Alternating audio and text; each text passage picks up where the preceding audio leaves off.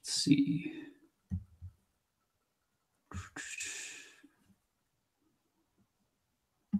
And we are live. Okay. Awesome. What's up, everybody? Welcome to a special Sunday edition of VKH Live. I'm your host, Jeff DeWitt. We have a very special guest with us. I will introduce him in a second. For those of you, this is your first time. This is a live stream series that is put on by VKH Press. Our main site is vkh-press.com. A little bit of housekeeping. This stream will be up after it is over on this YouTube channel. So please subscribe if you like what you see here and you want to see more content.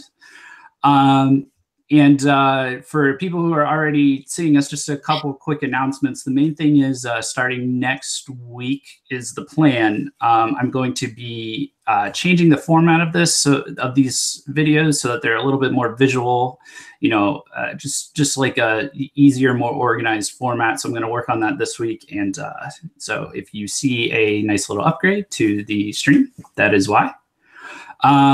But we can go ahead and just like jump right into it here. So the topic today is international visual K artists and what it's like being one, how to be one. And so we have a special guest here to talk about that with us. Shola Aurora is a very experienced independent musician. He's very influenced by visual K. I'll let him give you more of like his background on his long career, and he makes great music. You can find links to his music below. He has my personal endorsement as a very, very excellent musician, very good example to follow for, a lot of, for anybody that, who lives outside of Japan and wants to do their own take on visual K. So without further ado, please, let's meet Shola Aurora. Hello. Hi, hey, how's it going? Thanks for the lovely, warm introduction onto the podcast. Yeah, no problem, man. How are you doing today? Oh, good. Life is always crazy in New York if you're doing something, right? So, definitely been doing a lot of some things. Music related, not music related, but I guess good spirits, it's not a bad Sunday to be here. Yeah, for sure. Let's go ahead and let's get into your background and activities. So I'll let you go ahead and whatever you would like to describe, but just kind of a basic intro, like who you are, maybe some of your backstory with your past work that people might know you from, and talk about your music and any place that you want that you think would be best for people to go to check out who you are, anything like that. So. Okay, sounds good. Okay, so I guess where do I start?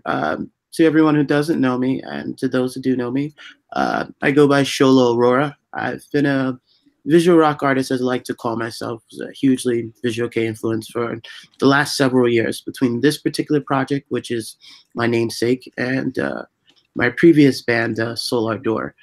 In the time that I've been making music, which is for the last, I would say, upwards 6-7 years, I've played some of the larger venues in New York City, such as like the formerly open Webster Hall, toured Canada, played Toronto's Congressional Center. In 2016, I did a small tour in Tokyo for about 5 or 6 dates. I'm a self-taught singer, guitarist, composer, and ideally just a dude who's been hugely influenced by Japanese culture and generally visual K. A lot of artists. In terms of the music that I say I make, it kind of stems more on the darker side, more ambient styles. So it's a mix of complexity, which stems from my visual K influences as well as my Western rock and progressive rock influences. And I try to take all of those sort of influences, blend them together, and make something different as opposed to just replicating what my influences have. I guess my influences have like a, what's the word for it? I think you get what I mean. Yeah, it's very it's there's a lot there's a lot of influences, like just it's very varied and multi-layered. I have a lot of difficulty describing your music, besides like it's deep and it's dark and it's dope, and you know all that. So, I like to go by thinking that it sounds like something that would be in like Final Fantasy. So that's like yeah, okay, yeah, there you go. Yeah, for sure. Yeah. So if anybody is familiar with any of Shola's music, you know, you'll kind of get what we're talking about. Is, you know, I feel like a lot of your music, it has like a very, it's on the dark side, but it's also like, you know, it's not like Dur and Grey dark. right. It's kind of melancholy, like it's in between. It fluctuates, you know, and you know, I think it's pretty like close to like just, you know, how I guess I feel this as a human being, you know, going through life. You know, sometimes you have some really uplifting days, sometimes you have some really dark places.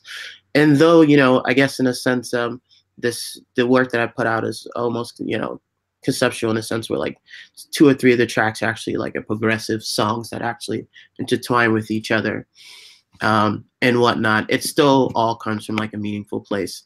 And you know, we're talking about it right now, but I hugely implore you, like if you've got another tab open, like just open up a tab and like just like listen to, I guess, one of the tracks in the background or anything like that. You'll really get an idea, or at least see some of the album art or anything. Yeah, for sure. I've linked, you know, a bunch of links in the description of this video if you guys want to check that out. I also linked his PV for his song "Neglect" or music video. Yeah. But I'm so used to saying PV for. It's fine to me. Same thing. Yeah, exactly. So I would definitely check it out. Do you have any like what kind of and maybe they're the same thing, but like what kind of bands are you influenced by, and what kind of bands do you like, Visual K or otherwise? So let's see. One, like it's it's always like a, you know, a hard thing to describe the bands that like you really like, because I mean, on my current like music library, there's over 10,000 songs. You know, I'm one of those guys who like purchase like hundreds and hundreds of dollars of albums. But if I'm saying like, you know, right now, I would say one, I'm starting to feel like a little like, I'm starting to feel like one of those dudes who isn't quite up to date with everything new at VK. So like, I would say like old like Goct from like, you know, like the Mars album and like Crescent and stuff like that. Like Lunacy, you know, a lot of the Gazette from like the Nil sort of days, and like some of their newer stuff. Some bands that are like, you know, disbanded, like a band named Liz Melt. They're a huge influence. Like oh man, that's awesome. Yeah, like, I loved them. Yeah, no, I still listen to them on repeat. I purchased everything I could from their digital discography. Like I think one of my favorite songs by them is La Salida. Like if you haven't heard that song, it's like fantastic. Of course, Deer and Grey. You know, I definitely like the metal stuff, but I would say my most favorite period from them was the Gauze. Like Days, or at least Gauze is an album in itself. Like there was just so much going on, and like, you know, every song had like, you know, like a music video to it. And if you actually had the physical DVD, it was actually subbed back then when it came out for English viewers, which I was like, what the fuck? What was I gonna say? In terms of more recent bands, Dottorama, I really like. Those guys are dope. The other night, I stumbled onto that Acme video that you guys shared and posted, and I thought that was dope. I got a phone call. Oh, no worries. 1 second. Sorry. So what was I gonna say? So yeah, that's been dope. I'm trying to think of more recent bands. Western bands.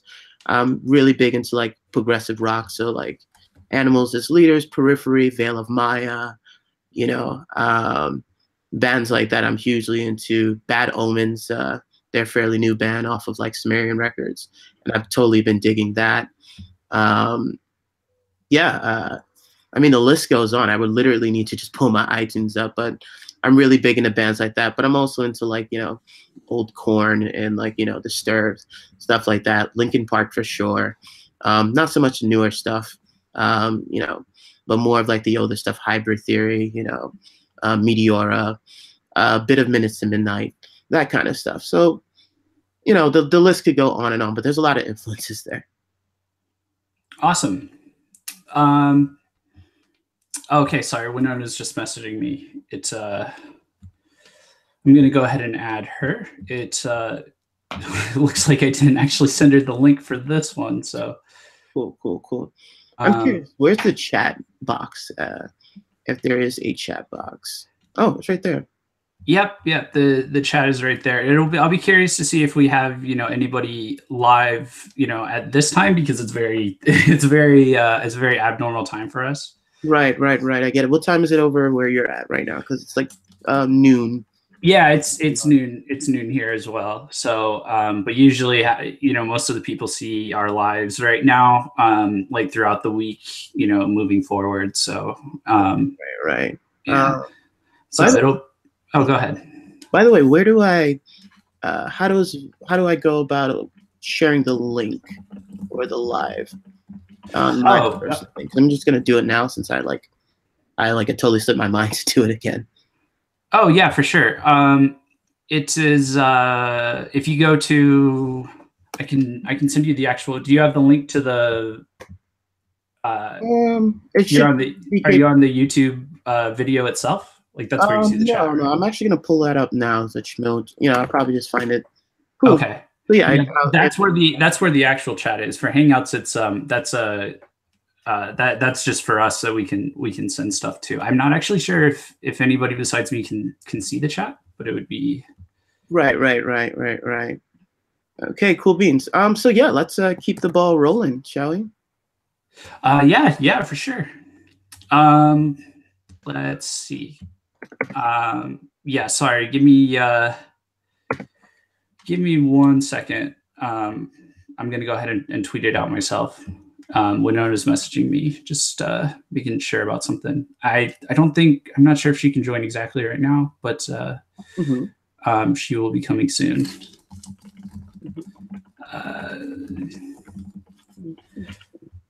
Okay, cool. Let's go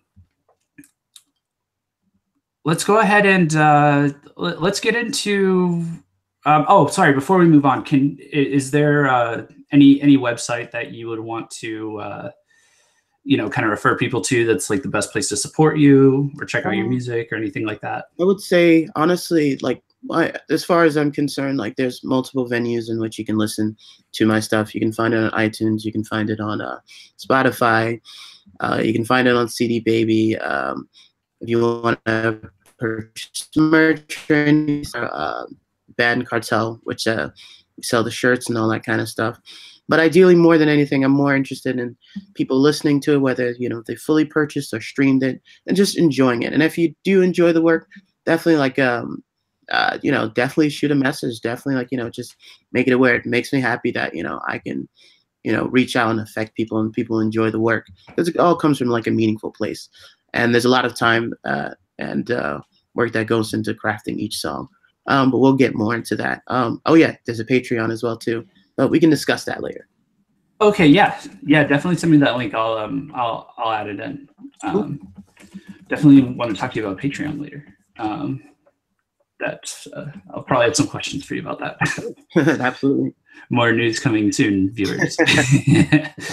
Okay, so let's get into International Visual K in general. First of all, how would you refer to that community? Just like I would say I definitely just refer to them as visual bands. My take on it is I'm definitely I'm definitely hugely influenced by Visual K, and anybody who sees any of my live performances or hears the work can hear those influences. However, I'm not necessarily a dude who's from Japan, and I definitely have a completely different cultural influences, so to speak. So normally and then on top of that, it's a very hard thing to speak to somebody just as a musician, a rock musician, and explain, hey, what kind of music do you make? And then if you really sit there and try to explain, hey, Visual K and all this other stuff, they might get thrown off. They might just pigeonhole you into just a completely finite niche group, which Visual K is a bit niche, but at the same time, from a musical standpoint, it is music. And when it's good, it's very good music. And sometimes that niche sort of labeling can, in terms of speaking with other people who are not inclined or aware, can kind of like already mentally box them out. So at least starting with myself, I normally go by visual as a visual artist, visual rock artist. And I've seen this similarly done with other like bands. Granted, there are like more European like visual K and visual K inspired bands, as opposed to Western ones, as far as I know of, that are like, actively pushing really hard. Oh, okay. Cool. So what would you say? I think you just kind of described it just a little bit, but like, I mean, how would you, I guess, rate or, like what's your current evaluation of like the general scene of like visual rock outside of Japan? Is it very inactive? Is it in a slump? Like, So I can give you two perspectives, two or three, at least from the United States standpoint. We're still a very small community of musicians that actually want to do this, and there's plenty of bands that come and go, or projects that when they want to start. But out of my mind right now, there's what, maybe two or three other bands, maybe four in the States that are doing stuff. One of them is Skyver. The lead singer Felix, he huge Visual K fan. I think he's actually doing something. He's working alongside Fake Star, the company. Oh, okay. Right, so I believe he's working with them with some of the projects. He's also in Skyver, and he's also in a band called Echo Black. And if you've seen any of their like videos, especially Echo Black, you can see there's a huge like androgynous visual element to what they do. So those elements he brings to both projects.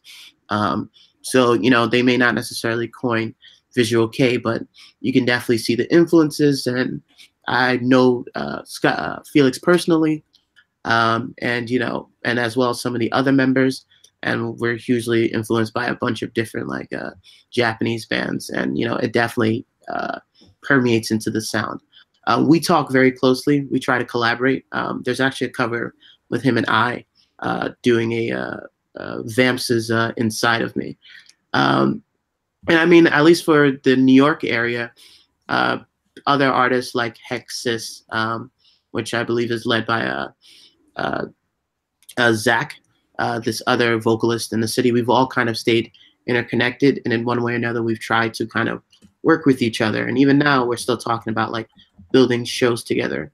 But in terms of my international sort of reach with other international visual-esque bands, that's been kind of tougher. Some bands seem, more willing and interested to collaborate and work together and generally stay in touch. Some are, doing pretty well and just maybe too busy to like actually like work outside of stuff. Some don't have the reach to move past their own native countries, and some just have no interest whatsoever in working with other bands. And I think that alone is kind of disheartening in the sense where you're trying to build a scene, and ideally we're all influenced by Visual K, something that started in Japan. But in order, I think, for it to thrive in our own particular, our respective countries and states and cities, there needs to be kind of a joint front. And that's not just with the bands, it's also with the community itself. Otherwise, for one thing, not only that it makes it harder in terms of like trying to push this style that really inspired us and we think would be great if we had more artists like this in the States. And two, it also doesn't help when bands that are coming from Japan that want to play like shows in the States don't have supporting bands or don't have enough people from the local scene, to kind of come out to their shows to warrant the actual expenses and cost to come. Now I know I just jumped off a tangent on a tangent just now, but no, it's fine. What are your thoughts so far? Well, I would say, I think I'm echoing. No, you're fine, at least on my end. Oh, okay. Oh, yeah, just went away. Okay. Google Hangouts gets weird sometimes. I think it's very valid constructive criticism, like what you brought up, critique. I think that's a really good point that I would like to see is that there is, for about the bands like coming to the States, there really could be like a better, use made of, you know, supporting acts and things like that. Because when I, you know, when I see the supporting acts at like some of the more recent, you know, big events for Visual K, it's been fairly like disjointed, like because a lot of them are at conventions, and I just kind of get the impression that it's like, you know, it wasn't done by like someone who was like associated with Visual K, like putting it together, because it's usually like a local act that's like tangentially related to like anime in some way. Absolutely. Like, I'll give you an example. If I remember correctly, I remember a Vamp show about 2 or 3 years ago. And I think the opener in New York was Code Kill, which I'm not knocking them as a band, but they were nothing like Vamps whatsoever. And my thing is, at the time, there were acts in the States that were doing fairly well and could produce a draw, you know, that were more aligned to, you know, Vamps' style at the time. And I'm not sure if it's Vamps, but I believe it was Vamps. But my thing is, because there's not that much of a support from the community, you know, it's not, the promoters don't know that, hey, there's actually local guys who, you know, actually fit the bill a lot better, who are actually from said local areas, and that can actually produce a better draw, which in turn creates more revenue, you know. And it's, you know, it doesn't help the band unless they're at a point where they can do well by themselves. And this was in their period where, you know, they were doing kind of okay with show draws. Like, I saw their first New York show years ago, and it was like empty, like completely like empty when they started. Oh wow. Yeah, and it, you know, it doesn't help out the bands. It doesn't incentivize it, which is why they don't come that often. Yeah. So, you know, build a scene so that they can come. Yes. This is both from the musician standpoint, both from the fan base standpoint, you know, and I've been on both ends of the spectrum. What I personally want, at least from the international community, from the other musicians, are we have a lot of skills and a lot of talents, you know, in the process of doing this, whether we were taught in schools or, you know, we're self-taught. And I feel like with all of those skills that we have, you know, and all of like the great music that we're putting out, if we did something, say, collaboratively and collectively, like, I think that would just kind of jumpstart the whole thing. But yeah, that's kind of my take on it. Like, you know, it's a love-hate relationship. I want it to be better, not just for the sake of myself, but the overall community, because I want, you know, the style of music and the influences that, like, you know, made me who I am today, to kind of grow and expand and like evolve and move on to others, and not it to, you know, just stay considered a niche sort of thing. Right. Yeah, for sure. And I think that building the scene is going to be the solution for a lot of Japanese bands concerns. Oh man, like there's like one of our first podcast episodes. Oh, that looks like you're kind of glitching. Just give it a second.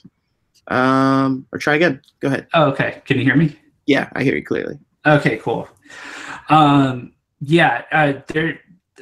feel like it's going to be like building an actual scene is going to be like the, you know, that's going to be the solution to like a lot of problems, especially that, like, you know, obviously for everyone, but like especially that, you know, Japanese bands have with like making any sort of impact over here. Because, you know, right now it's very one-off. Like each time it happens, it's like, oh, out of nowhere, like, oh, the Gazette is here and they're from Japan and they're Visual K. And what's Visual K? Well, like I can kind of explain it, but, you know, they're like, you know, so Winona has a fantastic rant on one of our podcast episodes about like the way the promotion was handled for like the Gazette tour and stuff like that. It kind of mirrors what you were talking about with Vamps, you know. But like, it's got to be like Visual K is cool, right? And but people in this, you know, in the West at least, like people need to hear it from multiple sources that are usually on the same page. That's cool. I mean, we live in a wonderful day and age where, you know, music isn't pigeonholed based on language anymore, based on like, you know, just like languages, different countries, anything like that. Like I have friends who listen to stuff in a multitude of languages, whether it's hip hop, rap, you know, classical music, whatever. You know, we've got access to so much stuff. It's just a matter of getting it to people. You can't be upset that people don't, people don't come because they don't know. But you can't be upset if you're not helping people know, or you're not helping facilitate a situation. So overall, it's, that's the current state. And I mean, this sort of situation is present, I think, in a lot of more niche-like scenes, though I feel, especially like in New York, because I get to see a lot, this is like one of the, if not the largest melting pot in the world. You see a lot of like local communities of different styles, whether it's jazz or blues or rock or metal. And there's the scenes, like when they really pull together, they do phenomenal things. And I've watched it happen time and time again here. And, I love it, and it's definitely can be replicated. Yeah. But yeah, let's keep the ball rolling here. Sure, for sure. Last thing I just want to say about that, so that was actually where we first met, was when I was in New York for the Gazette concert. You showed me around like a lot of that kind of musical melting pot, like that was in the area, and I would agree with wanting to recreate it. I would be really curious to see how well we can recreate it, like on the internet. Right. But yeah, it's really hard to explain. But it's like once it's there, you're like, oh, this is cool. Like, this is really cool. You know what it is? I think what the issue is, and maybe I've had the luxury of living in a city where I get to deal with this kind of stuff face to face, is that most people don't get the chance to. They just see, all they can deal with is like pictures and stuff like that, and all they can see is like the internet. And like, if this doesn't grab me right away, then this isn't a thing. And I'm like, no, there's a lot of depth. You've just got to look past the surface, know? Yeah, for sure. Really get into, like, give it more than the 5-second stare and keep it moving, I think once you do that and you actually just do a little bit of digging, you're going to find like, gold. And I think in life in general, that sort of philosophy, pans out good. Yeah, no, I agree. We'll get there. we'll get there. All right, I want to ask you a few questions about your personal approach to making music. So, just like an initial primer question, just out of curiosity, like how do you handle your, Japanese music influences versus your Western influences? Does one play a role over the other, or does it just vary? So in terms of the way I write, I would say my Japanese influences sit on top more than my Western influences. When I think of Western music, especially like a lot of the rock and metal that I listen to, it feels very grounded. You know what I mean? Like the music is great, but it seems like the story is very human, very, day-to-day life sort of thing. What I appreciate about Visual K is there's always been kind of this air of mystery, this grandioseness to it, something that was more than, the moment in time, something that, even like, and this is my hope, years from now, somebody could spin and it sounds, timeless, That's one of my major focal points. I want listeners to be kind of jumping and going this adventure that doesn't seem like it's weighted to the world that we're in. And that's a huge theme in like a lot of Visual K that I love. That sort of almost dramatic, operatic play of like a scenario. Yeah. I think everybody watching knows what you're talking about, because I think that's like one of the core underlying, hooks for Visual K.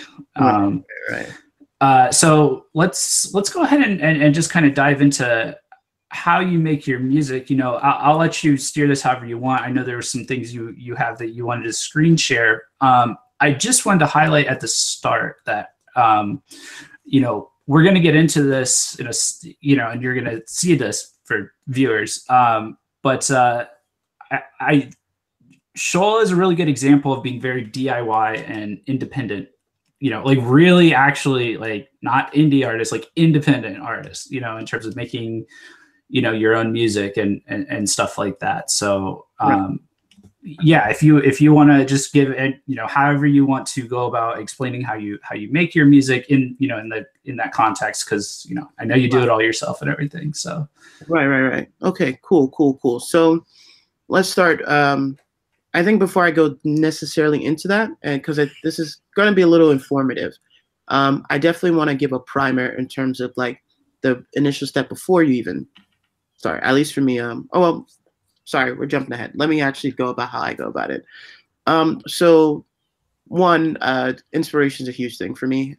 Two, sometimes it can happen where I'm humming a melody and I hear it, and I kind of hear a full song. And over the years of writing and playing instruments, you just get better and better at hearing things, and you never know when it's gonna pop up. Once I hear an idea, I normally pick up a guitar. I pick up a guitar and I immediately start jotting it down in this program called Guitar Pro, which I'm gonna screen share now. So I've never been a guy who's been about jamming out ideas with bands. Some people like doing that. That works. I just seem like it's a very... One moment. Hello? Hello? All right. Yes. Yeah. All right. One moment. Okay. Thanks. All right. You guys got to give me a quick second. I need to just grab something at the door. Okay. Yeah. Sure. No worries. Right back. Yeah. Absolutely.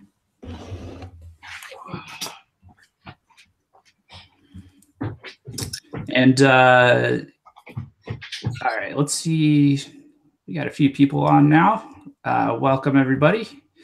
For anybody who is coming late to the party and things like that, we are talking about being a international visual K or visual rock, and how to become an independent artist that is influenced in some ways by visual K or visual rock. I should probably move that water bottle.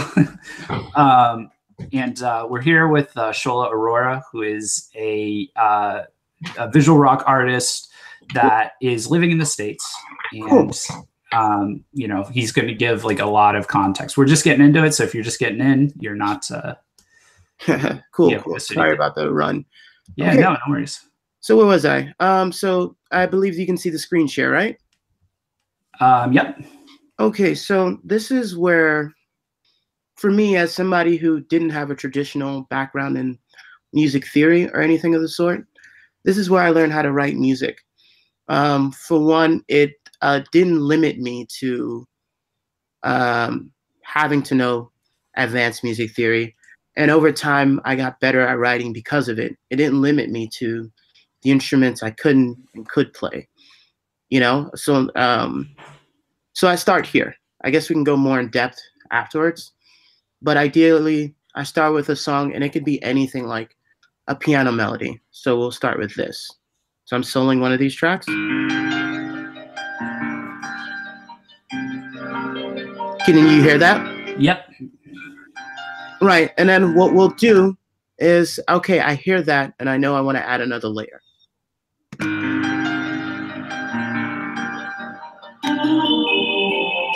And I just continue to add my layers on, and we can like bring it over here, and eventually you get a song. That's like the simplest way to do it, for the sake of just going through the topics, because I can totally get in depth, but I want to be sure I do a quick overview. Okay, yeah. So let's do this real quick. So we're just gonna like go through little pieces, and you can hear how each individual part becomes a song. Sure.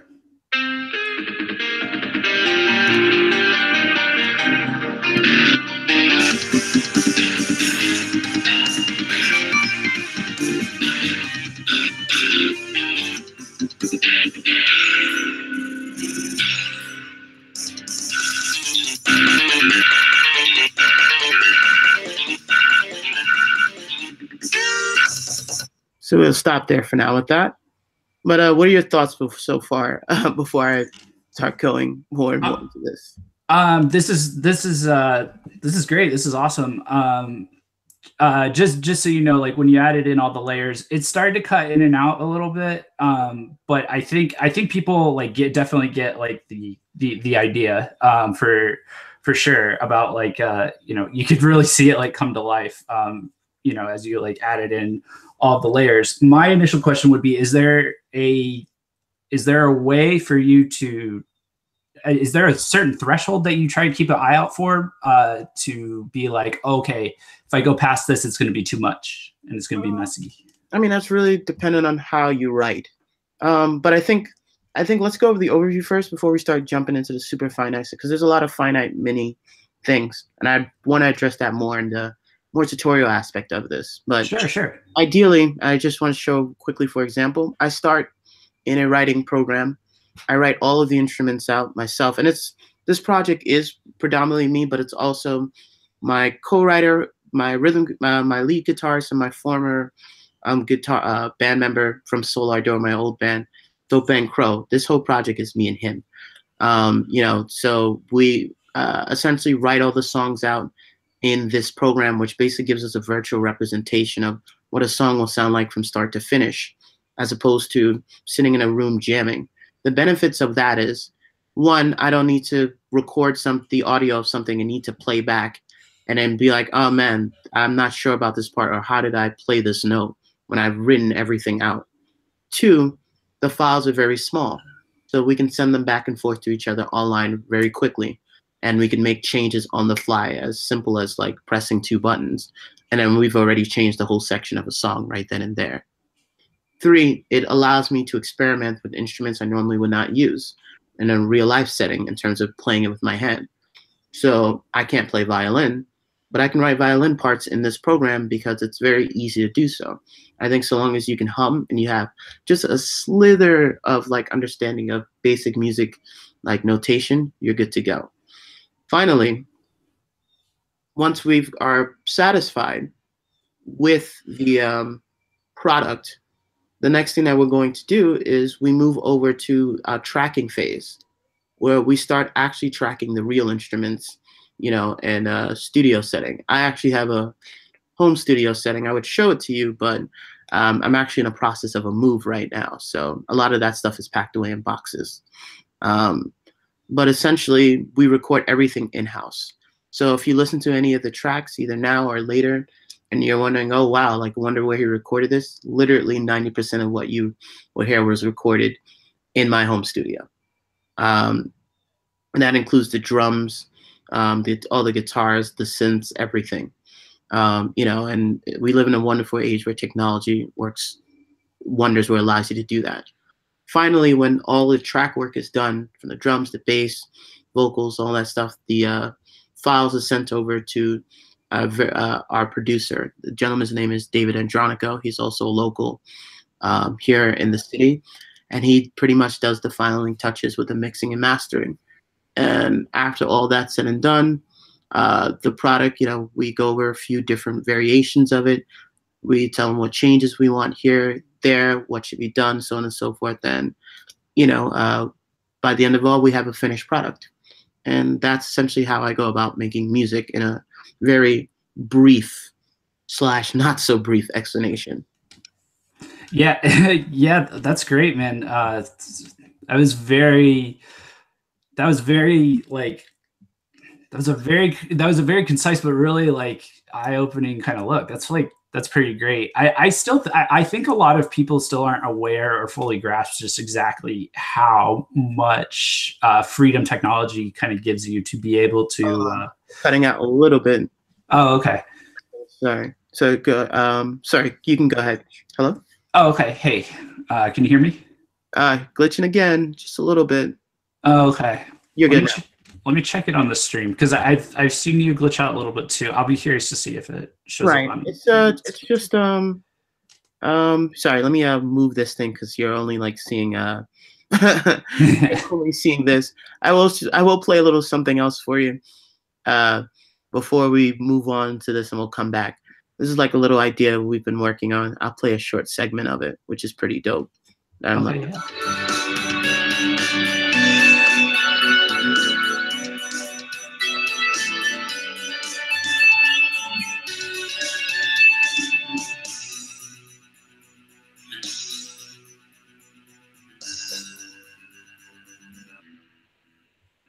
Nice, man.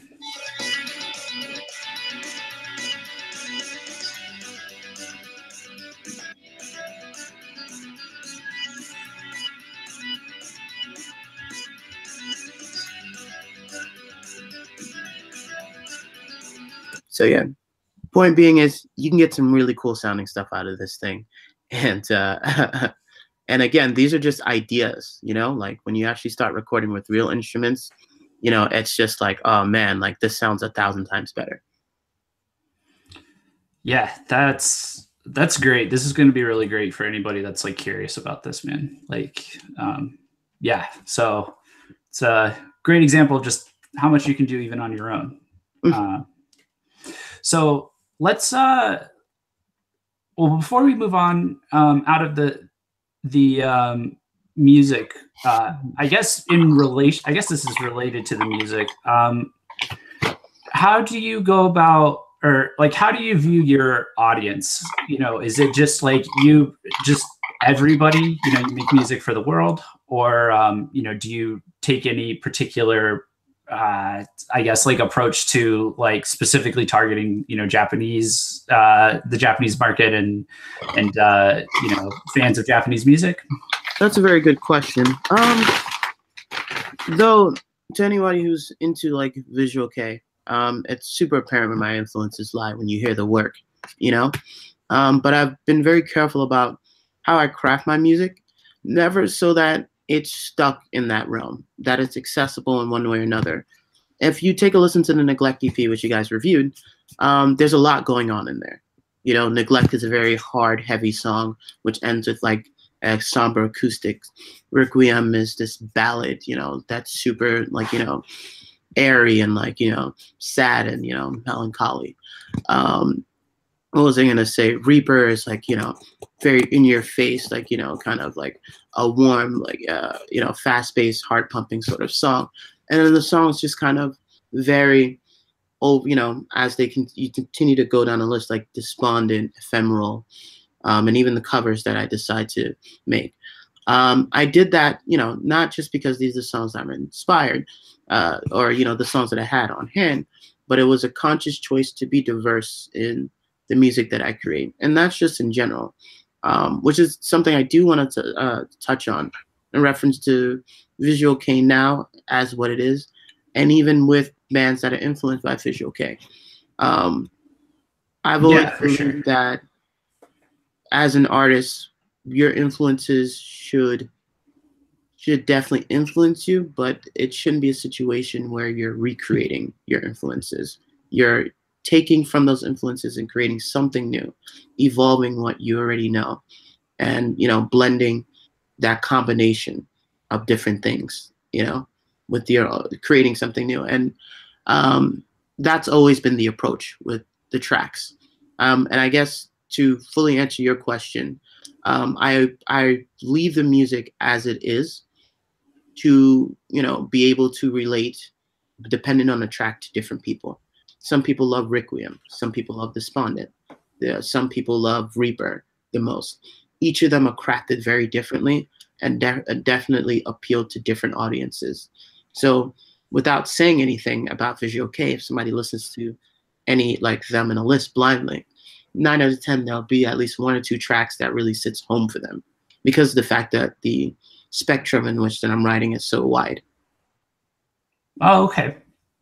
Awesome. Yeah, that's good to know. Yeah, and I can see your music being very suited for that. You know, it's very true. You know, it's like if you make like a wide you're glitching like hard. I'm sorry, what? Sorry. All right, I think you're all set now. Oh, okay. Yeah, that's really interesting. So your music is very you know, broad in terms of like the different like types, like you said. Do you have any recommendations for you know, maybe artists that only, you know, feel comfortable making one specific type of music? Like, would you outright discourage that, or do you have like a different strategy for picking an audience? Or I mean, there is whatever style of music you make or scene, there is still like there's still levels of complexity in it, you know. So I don't think just because you're necessarily in a scene, or let's just say you just are hard, like I'm visual K, but like there's so many different facets to visual K. You know, there's so many different bands that make different styles of music and stuff like that. Some of them make the same generic cookie cutter stuff, which you could hear within 5 seconds and know the entire format of the song. there's some bands who, you know, you'll hear a track and you're like, whoa, this is like amazing. And even though it may follow suit in format, there's those subtle nuances that are their own that really, you know, make it shine through, you know, the rest. That's what I think as an artist, whether you're influenced by Visual Kei, whether you're marketing to American audience or not, or just in general, you should want to do. You can follow a format, you know, but you can also take from what's already built and build something, you know, even more finite, more interesting. It's the equivalent of like having like a cheap like a steak from like some rinky-dink restaurant, or having like, you know, like a filet mignon or something like that. They're both pieces of meat, but one is definitely of higher quality. One is treated with more care. There's more detail in the flavor, how it's seasoned. You should strive for that. You know, and yeah, I think I'm jumping off a little bit, but I'm hoping I'm answering the question. Yeah, definitely. And yeah, feel free to jump off however you know you need to. There's no rule. There's not a ton of, I don't want to say there's no rules, but you know, it's very free form, you know. I think all of this is going to be very interesting for people, because people really don't get to hear a lot of any of this. I look at it like when I think of people who are interested in Visual Kei, who like the music, and I have some of the people who want to, like, you know, actually write music on their own. I'm like, yo, absolutely. You know, that's awesome. But I feel like people forget that in music, just if you remove the Visual Kei aspect, they're still musicians.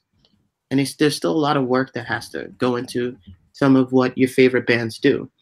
From the writing to the promoting, you know, to recording of the songs, to, you know, finding the right engineer, if they engineer how they're doing it. There's a lot of different things. And I say to you, and I say to anyone aspiring, the first question I have for them is this something you're doing because you like music and you want to do it because of the fact that you think it's fun or it's cool, or do you really want to be a working artist? Because if so, it's there's quite a bit of work that is ahead of you. Sorry, and that would just go into, I guess, any field per se. Like if you want to just play songs on the guitar and just enjoy yourself, by all means, that's awesome. But if you really want to be an artist, especially in this particular style, or influenced by it with the dramatic outfits and stuff like that, there's a lot. Jumping onto a topic, and even like more on the visual side of it, because I've spoken a lot as a musician, but I haven't really gotten into more of the. Yeah. Let's go ahead and get into that. That's where we were about to jump into. Right. Cool. So I guess I just felt that out for you. No. Yeah. You nailed it. We're on the same page. Right. You know, go ahead. The visual side of it. And I sit in a very, I would say, weird place as being like, you know, an African American male in the style, because you know, my hair like generally grows curly, so you know, and if you manage to find like some older pictures of me through the year, my hair's been straight, it's been braided, it's been blue, it's been like green, it's been a lot of different stuff. But regardless of that, like a lot of that stuff, I either had to find somebody to do it for me well, or teach myself how to do those sort of things. That also means learning how to do your own makeup, because there's not always going to be a makeup artist. Taking a trip to like Sephora's or something like that. You know, really developing your style. And then even the concept of like getting buildings that you love have custom designs. That's a whole process. Finding someone who can create these designs, finding someone who can actually fabricate them and make them come to life. And usually that kind of thing is a very costly thing, at least in the States, unless you find somebody who can do it on a budget. But that's also something you need to budget as well. You also, if you're going to be a band, you need to find band members who are actually inclined to do this. And again, because Visual Kei is niche, jumping out the boat and saying, hey, I want to start a Visual Kei band with a bunch of different artists or musicians in wherever you live who may not know anything about it, may throw them off. They're just like, I don't know what this is.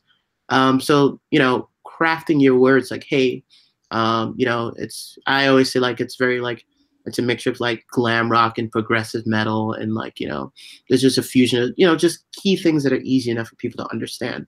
Okay. You know, And, sometimes people aren't open to it. Sometimes you got to segue them to it. But there's a lot that goes into that aspect as well. Building your style, building your, persona. Like there's, if I can show you, actually, I'll try to screen share this. Just give me 1 second. Okay. This is cool. Yeah, this is really dope.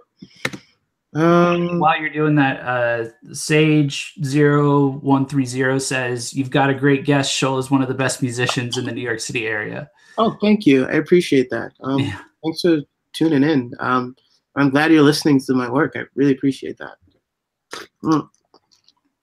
And there's a lot of great artists in New York. And I definitely want to shout some of these guys out at the end if I haven't already done so.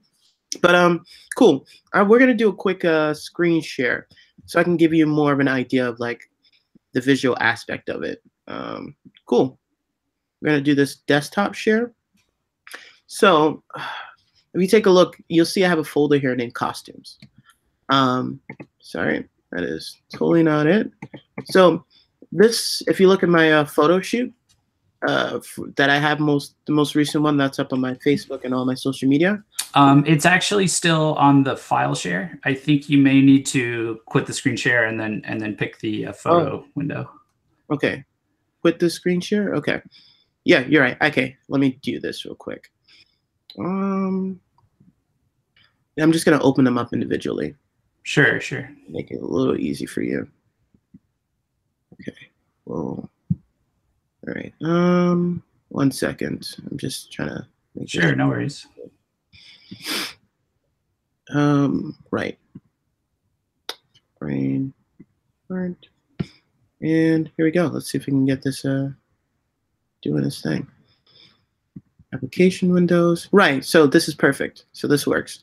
So if you guys have seen this photo over here of me before, this is essentially, this outfit was a custom design for the look. Not necessarily the hat, but the actual vest itself. Now, what I'm going to do is just screen share some of the preliminary designs that we had prior to walking in. And I definitely want to shout out this U.S. company. They're named 50% Dangerous. They made this. These guys are great. They're a couple. They're a power duo. They both design and make clothing. So if you take a look, this was the initial sketch for that said outfit. I'm not sure if you can see the whole picture. Yes. I see the drawing and then the model on the right in the 3D photos. Right, and that was a very back and forth thing. I sent like some reference like photos about what I was looking for, and then I'll share this one as well. And hopefully this isn't as informative as I think it is. Oh yeah, definitely. And then this is one of the two designers, he sent me some like stuff with it as it was coming along and some of the changes. So you can see it's a process, and this was a process that went on for about like 2 or 3 months, before, everything was settled. And even before then, like I knew how I wanted to look. I knew what particular styles I liked. And I even sent them, if I can show you, because I have it. I even had some reference stuff, and I can't draw to save my life. That's the first thing I'll say, but I knew what my influences were. Here's another prime example. Second, do that. Sure. So you see what I mean? Nice. Yeah. So, if you can't draw, reach out to people. Start collecting pictures of like your favorite, particular styles and fashions, and it doesn't need to be from Visual K. There's some stuff that I've seen from like K-pop music videos, or just other like different like forms of like media that I really like, and I compile that, and I'm like, okay, I want definitely a blend of these particular aesthetics, and then you find somebody who's very good at bringing this sort of stuff to life. And be very careful about who you choose, because going cheaper doesn't mean always better. I've had to go through about 2 or 3 people before I could find somebody who could truly bring the concepts that I want to life. And it's essentially a costly thing to do, at least in the New York tri-state area, to have this kind of stuff made. So it's an investment, to look the part for your, for the role. But, that's like one finite aspect of like, at least for me, building that Shola Aurora sort of look for the stage that should seem essentially larger than life. And, my particular take on approaching the whole visual aspect of my live performance. Awesome. Yeah. This is definitely very informative. Let's get into your approach for doing live concerts. Right. So as a solo artist, it's a little harder to do shows, especially because of the fact that I'm not, when somebody thinks solo artist, normally, and this is not necessarily a rock or visual K thing, they think somebody with like an acoustic guitar or very little actual live musicians, more backing track pop stuff or stuff that's easily can be set up like in a coffee shop or something like that. When you're working with this type of music, certain elements cannot be just played in a backing track. You definitely need a live drummer. You definitely for sure at least need one live guitarist, preferably two.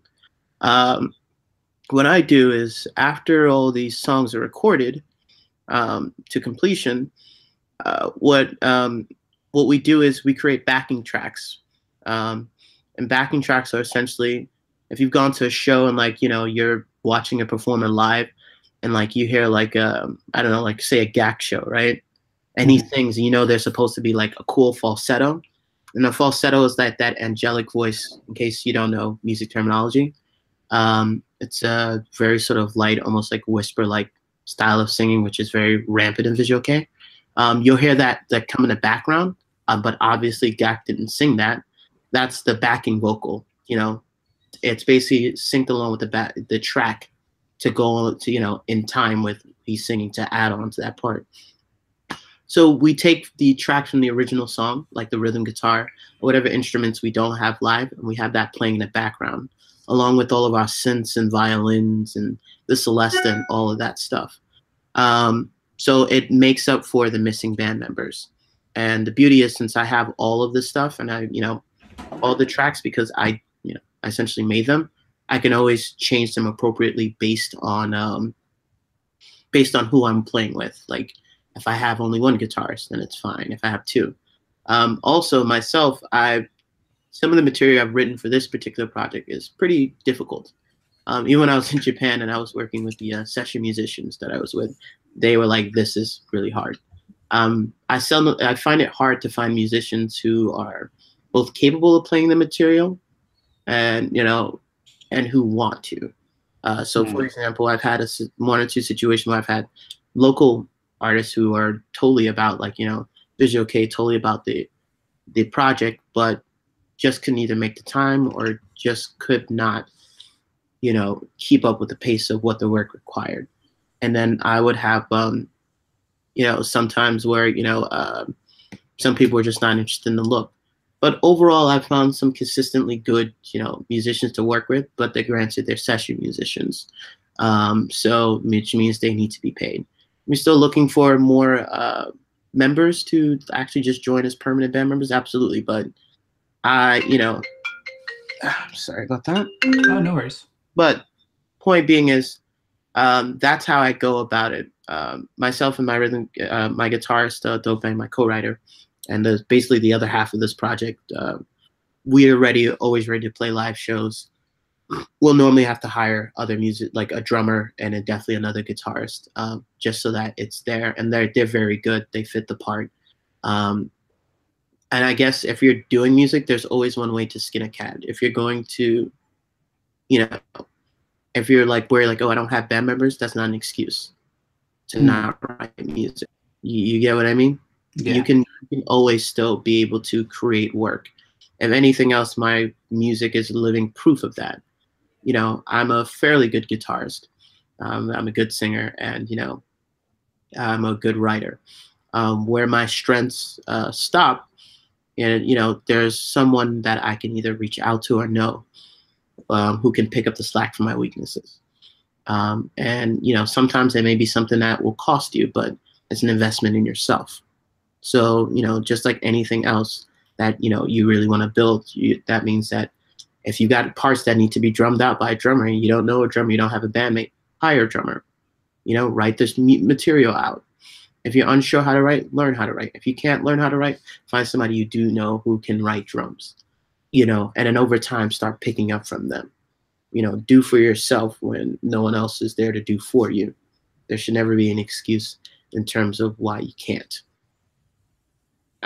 So. Great. Awesome. Let's okay, so we've covered like a good general broad aspect of a lot of this. What are some of your biggest challenges that you face as either an independent artist or an international visual kei artist? Let's start with the independent artist.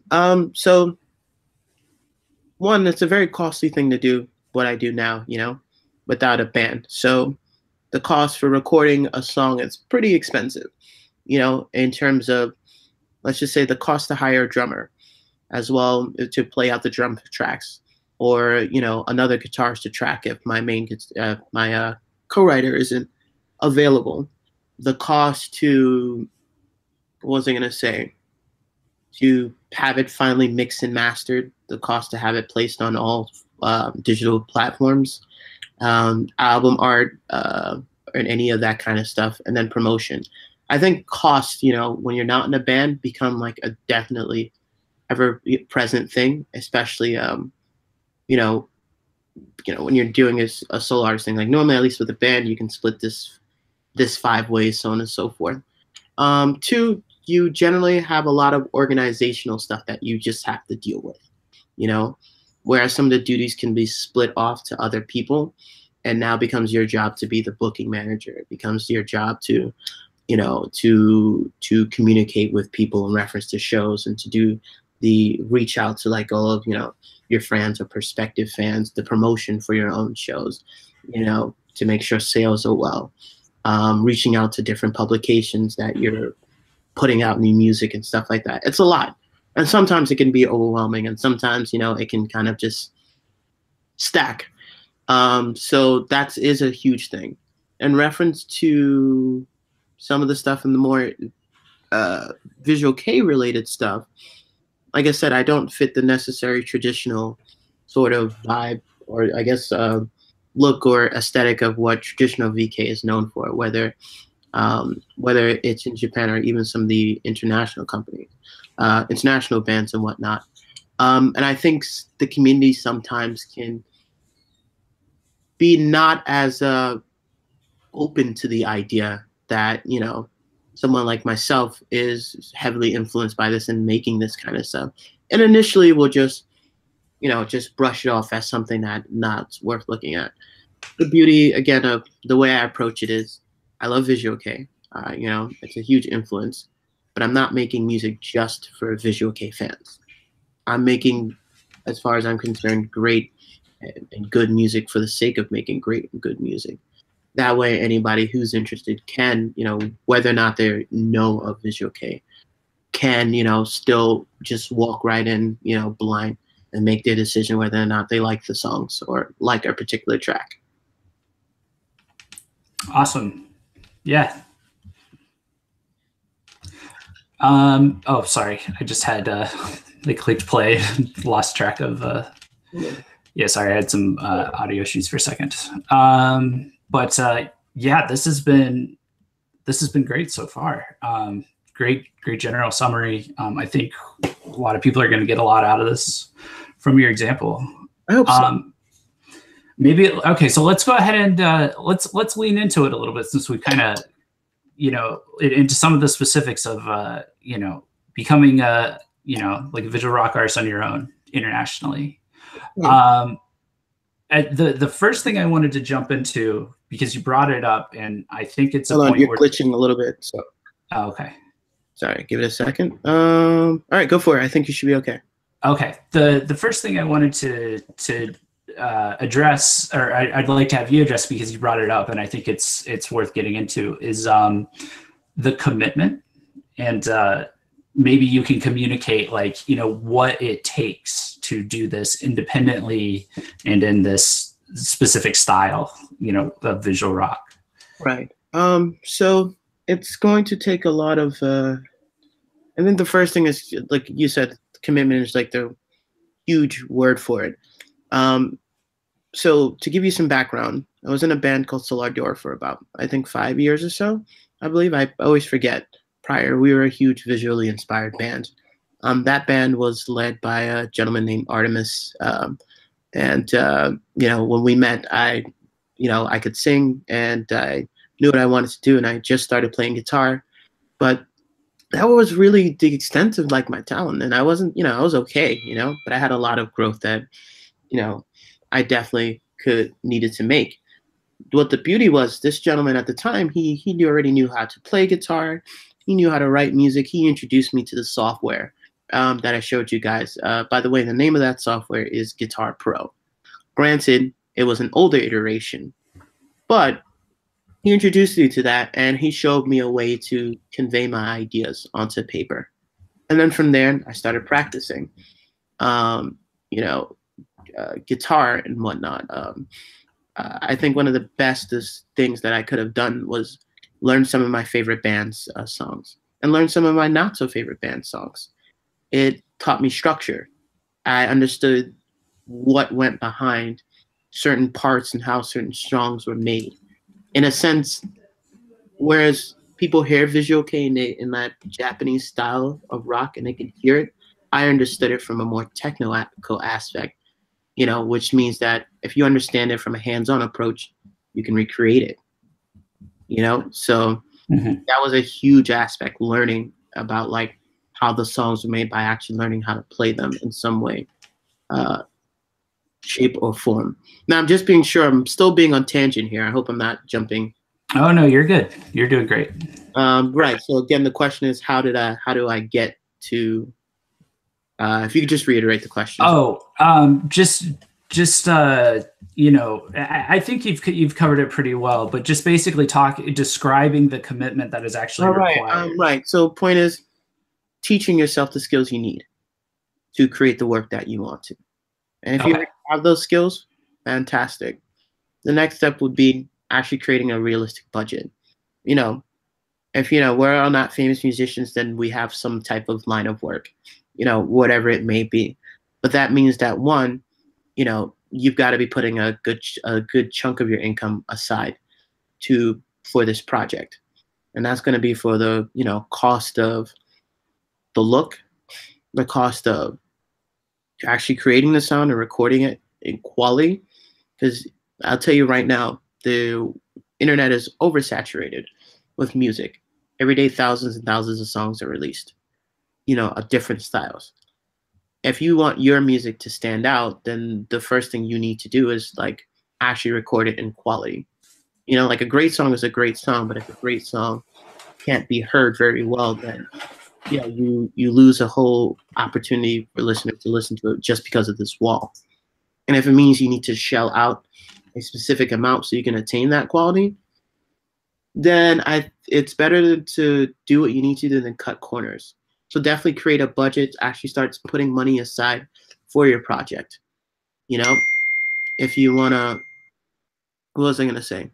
If you want to just kind of do it cheaply, DIY, all that kind of stuff. There are ways to do it, but again, at the end of the day, unless you teach yourself like audio engineering and production, that's a whole stage that you're going to need to go through, and that's going to cost money. Another huge suggestion is, if you're going to work with a studio or engineer or producer, be very mindful about who you choose. How do I word this? Be sure they can produce the kind of music you want. Older experiences with Shola Aurora. We worked with a studio in the city. Sorry, Shola. You kind of glitched out for a quick second. Can you just? Hold on, you're glitching out now too. No. Can you hear me? Yeah. Okay. So you're saying? Yeah, it seems to fluctuate. Can you just start from? I heard. what was it? You were about to describe, like, your time in Shola Aurora. Right. So yeah, be mindful. Your producer or your engineer is a huge aspect to your sound. Be very picky about that. And our time in Shola Aurora, after the first, like, homemade EP we put out, we went to this studio named West Falls studio in Long Island, and they're not bad, but what I've noticed, it's very hard to get that sort of airiness that VK has to offer, which is why it's something that's very niche, and it has its own sort of sound and flair, and versus Western rock, which sounds, Western music sounds Western. So we went with these guys in the hopes that their credentials made it so that they would be able to achieve the sounds that we were looking for. No, not at all. We recorded, we spent thousands of dollars with them. We even have an unreleased album that we recorded with them. But even after doing all that, a pro setup and all that kind of stuff, we still weren't able to get the sound that we wanted out of that place and out of the money that we spent. Throwing money at it doesn't mean you're going to get a quality product or get a product that is right for your sound and you. So be very picky about who you work with, who's going to bring your sound to life. Check their background, check the prior work that they've produced and engineered, and see if it happens to, if anything else, have elements of what you're looking for. Because that's another aspect. You can be a great artist, you can write all you want, but if the person engineering it and mixing it doesn't have that that sort of understanding, that flair, it's not going to ever reach what you want. Because again, this is a completely different style of mixing songs that is not very prevalent in the West, So that's a huge thing. A good primary example of it, and you probably will be able to find this if you want a kind of a better scope of stuff. So Guru Gamesh disbanded, but the drummer Rio, he actually was the main songwriter, and he actually has a YouTube channel called Trackmaster Rio. If you guys haven't checked that out, it's fantastic. Yeah, for sure. In it, he does a bunch of stuff, from shows off some old Guru Gamesh demos to some original things with his vocals on it, which is also really cool. Especially if you've been listening to some of the tracks, you're like, oh, this is where the song started from, as well as he does covers. And then he kind of shows you briefly how he goes about creating those different sounds and what plugins and different things that he's using. So that's also something you can look at too. But you know what I mean? Like, educate yourself with who you're going to work with, because at the end of the day, they're going to be the ones that truly craft your sound after you've laid down the foundation. Awesome. Yes. And for anybody watching, I'm taking notes on the recommendation Shola is making for, I'm going to put links in the, I'm going to pin a comment with links when the stream is up, so you guys can follow through and check out the stuff he's doing, or the stuff he's referring to. Yeah. What are your thoughts on, or your advice for people that are trying to decide if they want to start a band or go solo like you are? Again, so I would suggest start a band first. I would say solo is something that I think you should do, at least at this level, in this style of music, if you have a really good understanding of music and the processes that go behind it, or processes, rather. I definitely recommend starting a band first, if you can. The thing is, it creates a sort of, if you do it well, you're figuring out different roles based on everyone's skills. You're learning from each other. Over time, you guys develop your sound, and you know what kind of sound that you want. You go through a lot of pitfalls, some ups and downs. You go through a lot of situational things that you can't ever experience by yourself, So I definitely think being in a band is a huge learning experience. It's a huge growth experience. You as a person, and you as an artist, because you learn from everyone else's influences, and in turn, your influences and your musical knowledge grows because of it. And, you know, you learn what you're okay with, what you need in a working environment with other people, and what you don't need. And you also learn what you're capable of and what you're not capable of. And then from there, you can either figure out that, okay, I need to work with other people, or I need to, what was I going to say? Waiting for it. Or I need to, you know, learn these skills myself. I highly recommend, you know, starting a band first, or at least attempting to. And, you know, you might go through, especially, you know, again, for this style, or trying to get people who are not even involved within this style into it, you might hit some road bumps. But these are road bumps you may hit along the way in the future. But it's better you go through these experiences now and learn from them. So, Awesome. I definitely recommend trying a band aspect first if you're very new to it in general. Yeah, that makes total sense. What are your thoughts or suggestions for you know, picking the visuals to go with the to go with your act? I mean, for me, like, so I actually don't think I actually talked about what got me into Visual K. So, you know. Okay, yeah, get into it for sure. It's a huge aspect. So, primer, I realized I could sing when I was like 8 years old. There was a part of me that wanted to be an R&B singer growing up, you know, many years ago. And for a while, it was like that. About 14, 15, I started getting to, like, you know, new metal and rock around like the Linkin Park, Korn, like, you know, Disturbed days. When I was, I think, 15 years old or 14, and I may be giving my age away here. Dirge of Cerberus, Final Fantasy, Dirge of Cerberus came out, and I heard Gax Redemption for the first time, and I was like, "Whoa, what is this song?" I mean, at the time, I'd already been an avid like gamer, and like I did, like, you know, I liked anime. I didn't really know about Visual K, but I definitely knew that I liked the sound from, like, you know, watch, or, you know, generally just the way those kind of songs are written in that areaness. And then I was like, "Whoa, this is insane." Where this was, and then I saw the video, I was like, "Wait a minute, this dude looks like an anime character. Like, holy shit, this is awesome. This is a thing. I want to do this." You know?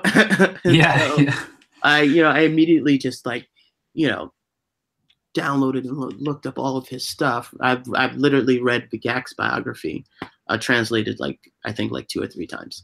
And, like, hands down, like, one of my 2 favorite singers on the planet.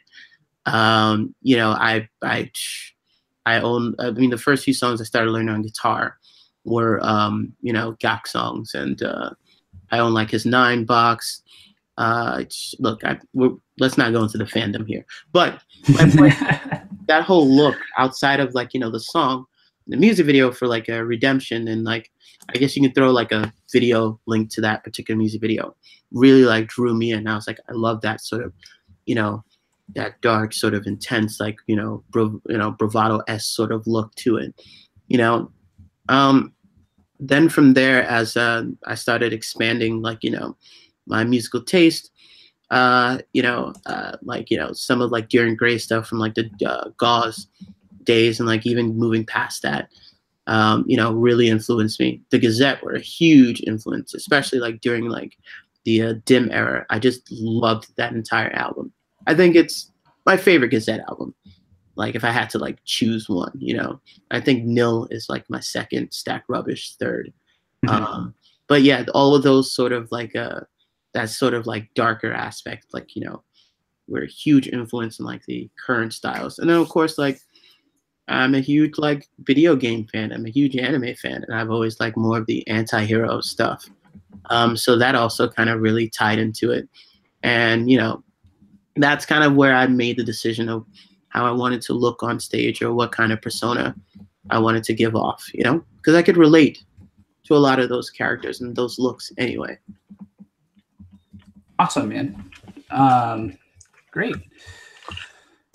Yeah, I will definitely include that link. That's just, I mean, I'm sure plenty of people have seen that PV, but I mean, if you haven't, that's like that was a great source of inspiration for me as well. Just like good stuff. Classic act. Yeah. Okay, so I think we've covered making music independently, like pretty in depth. So, a little bit. Yeah, You're glitching a little bit. Oh, sorry. Okay. Yeah, so we've covered kind of the making music process of doing this, being a visual rock artist independently. We also talked about working, okay, so we talked about your influences with Western music versus Japanese music and how that stands. What are your thoughts for people starting out with this in terms of, I know you touched on it a little bit, but maybe we can explore it more in terms of like the actual, working in the Western music scene versus working in the Japanese music scene. Would you prioritize one or the other in terms of getting your content out there to people? Started at your home court. The thing is, I think jumping into like a new scene, like how do I put it? So let's take a Western band, for example, like Periphery. Like Periphery, at least in the metal community, is fairly well known. They're like so known that they like tour around the world. And actually, they make it very clear that they've got a huge, like, they're hugely influenced by like anime and stuff like that. Literally, they've got on one of their albums, Masamune is one of the songs, Yeah. And I think there's a couple of like other like Japanese titled tracks. They make it usually clear they're all about that stuff. They have international success. They tour Japan and all this other stuff. They were able to do that. And also like the lead guitarist Misha Mansour totally has like a full-on metal rendition of One Winged Angel. Nice. Final Fantasy, which is like badass. I highly recommend you check that out. But they were able to do that because they started home first. They started from where they were, they built themselves up, and they spread, and then it allowed them to move over to another country. My thing is, it's a little harder, especially visual kei. Even now in Japan, is still very niche. Like you could, when I was my time in Tokyo, like, checking out like some other bands, I saw, outside of like the major ones, they're just like in smaller little clubs here and there. And, they still have to build themselves up before they get a notoriety. A good example of that actually is, I can remember the band's name. Really trying to remember because they're actually doing pretty well the last time I was in Tokyo. Avant Chick. Okay. So yeah. I actually, when I first went to Tokyo, and I think in 2012 or 13, I actually went to one of their local shows, and I made friends with one of the former guitarists, went backstage, and everything. And like, I was there watching them, and it was a really, really small venue. Most of the girls that were like at the show, and there was like a, bunch of like fans who were there, like they seemed like they were like high schoolers or whatever, just like crowded around. So it was, and they did really, really well. My next time visiting in 2016 when I was on tour, they were playing, because I was staying in Akasaka. They were playing this larger like venue, like a huge, it's almost like a I wouldn't say a stadium, but it was a large, like, live house. It was in a really high end area. And I didn't even realize they were, Akasaka Blitz. That's the name of the venue that they were playing. And I didn't even realize that where I was staying, like this band that I had met years ago, like at just a local show, had now garnered enough, like, attention that they're like, they're playing these larger, like huge things. But even then, they're still not necessarily ready to jump over to like, the Western market, but they're building themselves. I think the best thing for a band to do, unless you're doing something that's so, that's so like catchy, that's like, that right off the bat can get you like internet fame. Like, for example, Yohio, like he got a lot of like, a lot of like internet, like attention, because like, he was one of the first to really get famous doing the whole androgynous, like, visual kei sort of look. And I have a huge respect for that guy. Yeah. I definitely still like play his first EP, like, from time to time. And I've like had one or two chats with him. He's pretty dope. I got no complaints about the guy. But that's a one-off sort of thing, in terms of like what happened with him. He went viral for a bit, and that definitely helped boost his career. But that's not something you should necessarily bank on. Bank upon on a, he put out a quality product as well, which is even more awesome. But you should bank on really building yourself up where you're at, because being viral isn't something isn't necessarily going to happen to you, and that's something that just kind of comes and goes. You want to fall on the merit of the fan base you built in your local town, and then spreading like wildfire, so that people just know who you are. Awesome. Great.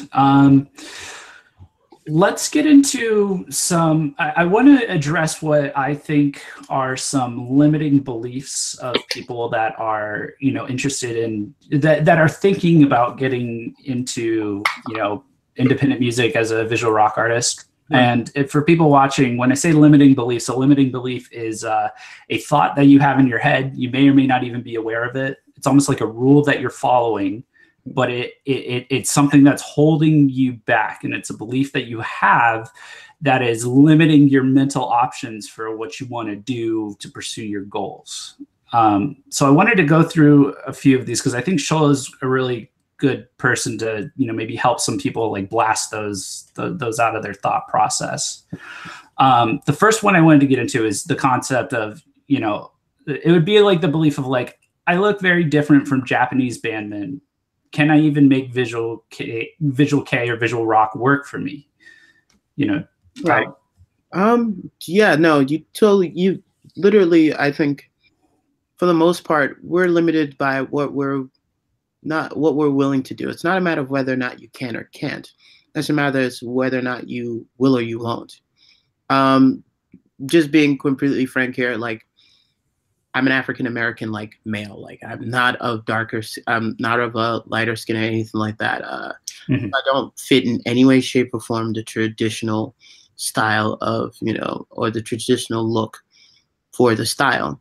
I've never let that be a limiting factor. And I've always moved past that. I'm just like, more than anything for me, I see a style and I see a music style that I like. And I'm like, I've adapted it for a way that it works for me. Case in point, make it work for you. At the end of the day, yeah, there's guys that, fit a particular aesthetic and that works for them, but this isn't about them. This is about your particular journey. This is about your creative process. This is about you creating your persona. And you may not necessarily look like this particular person, but you are you. You are bringing what you have to the table. Make some of those influences work in the best way that they can for you. That's like a huge thing that I definitely want to, elaborate on. And this sort of philosophy can extend to any genre of music or any particular fashion sense or style. If we all kept those same kind of ideologies, that because I don't fit this niche right away, I can't be a part of it, then we wouldn't grow. The fashion wouldn't progress, like music wouldn't grow. So, never limit yourself just because there seems to be an inherent limit right out the door. At the end of the day, you miss 100% of shots you don't take. Yes, very true. Awesome. Okay, another one would be, will I be accepted, either online in Japan or wherever, even though I'm not from Japan and I'm doing visual rock? I mean, just putting it like this, I'll give you two examples. One, when I did the tour in 2016, people didn't know me, didn't anything about me. Some of the draws for some of the show were okay. Some were like, not as great. But like, there are people who generally like the music. There are people who bought merch. There are people who checked in. Even online, when we lived like in a great, age where things are easily accessible. Every day, granted, I haven't been as active as I'd like to on social media because I've been so busy. There are people from all over the world who will just find my stuff and will reach out to me and will be like, this is great. Oh my God, like, this is really, really good. Regardless of the fact that I don't fit this aesthetic or, right off the back, the way most people perceive it and stuff like that. But they check it out. They like, this is absolutely like amazing. And it's from all different countries, from Asia, from Europe, from the States. So it's not a matter it's not a matter if everyone will accept you, because it doesn't matter what you do or who you are, not everyone is. But if you put yourself out there and you present something very well, someone will be interested. And those someones are the ones that you need to worry about, the ones that actually are invested.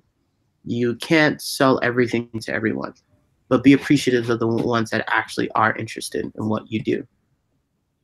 Awesome.